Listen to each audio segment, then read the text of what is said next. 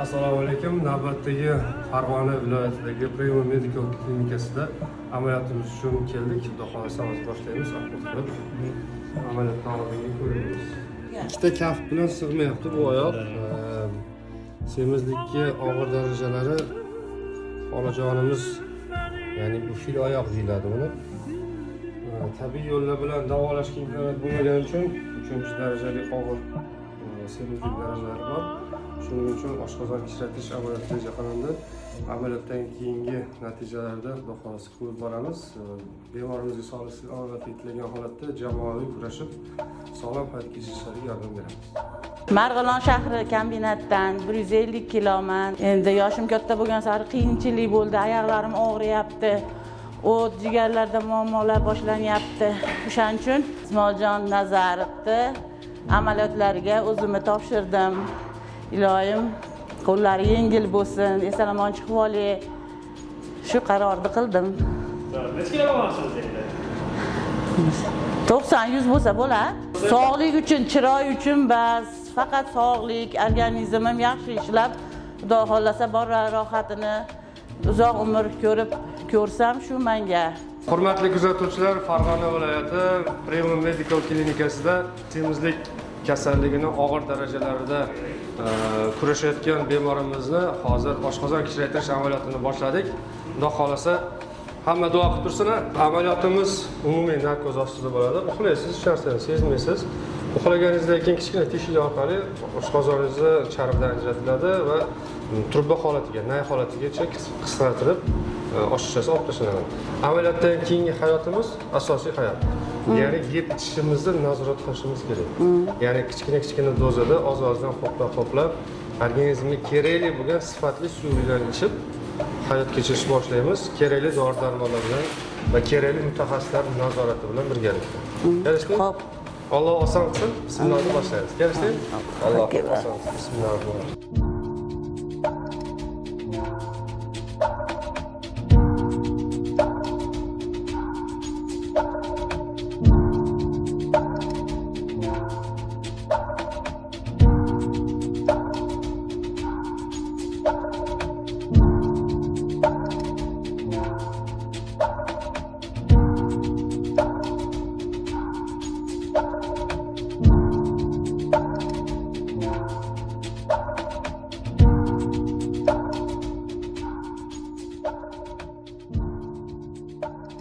Bu ishlatiladigan instrumentlarimiz oshqozon operatsiyasida. Ismoil aka tanishtirib berasizmi? Vazni katta bemorlarga va qolaversa o'zimizni hayotimizda kundalik ishlatiladigan rasxodniklarimiz sifatli va qimmat bo'lgan rasxodniklar ishlatamiz. Chunki shu jihozlarning sifatiga ham bog'liq bo'ladi. Amaliyotdan keyingi holatlar, hayotdagi o'zgarishlar, asoratli bo'lish bo'lmasliklari sababchilardan bittasi shu rasxodniklar bo'lishi mumkin. Qo'lingizga oling. Bu kassetalarimiz bitta bemorga o'rtacha 6 ta, ba'zida 7 ta ketib qolishi mumkin. Vazni katta bo'lgan bemorlarda kassetalar soni ko'p ketib qoladi. Bu kassetalar ishlatilgandan keyin hammasi muzorga ketadi. Shuning uchun buni qimmatbaho va buni chetdan sotib olinadi. O'ziga yarasha rasxod bo'lgani uchun amaliyotlarimiz narxi nisbatan qimmat. Ishlatayotgan instrumentlaringiz sifatini 1 dan 10 gacha necha baho qo'yasiz? 7-8 qo'yaman. O'zim undan ham qimmatlari bo'ladi. Unda 10 ball qo'ysa bo'ladi. O'rtacha 8 balli rasxodniklar ishlatamiz va ayrim holatlarda bemorlar rozi bo'ladigan bo'lsa narxiga unda 10 balli sifatli rasxodniklar ishlatiladi.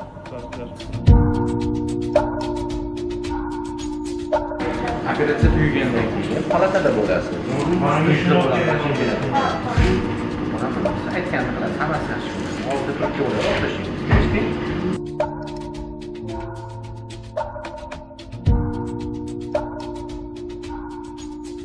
Barcha kuzatuvchilar, hozirda bariatriya operatsiyalarimiz davom etmoqda. Bu bariatriya operatsiyalariga ketadigan instrumentlar.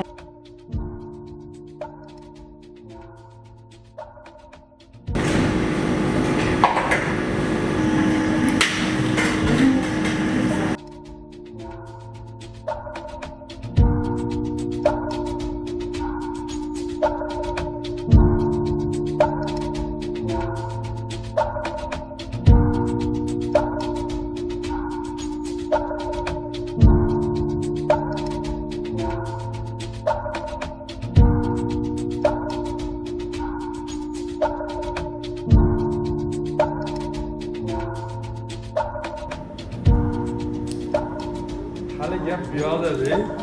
Siz olimisiz xizmatda ezillikda.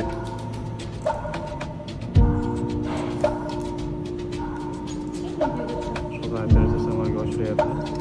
Albatta oldingi chiroyli qomat bo'lishi uchun sog'lig'ida jiddiygina muammolar bor. Shu sababli operatsiya amalga oshiryapti.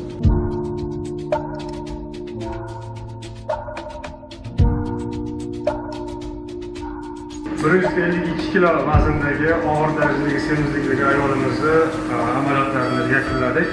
Allohga shukr, ko'ngildagidek o'z vaqtida o'z tartibi bo'yicha amalga oshirildi. Xudo xohlasa bundan buyog'i nazoratda bo'lib, sog'liqlarini nazorat qilgan holatda sog'lom hayot kechirishlariga yordam beriladi.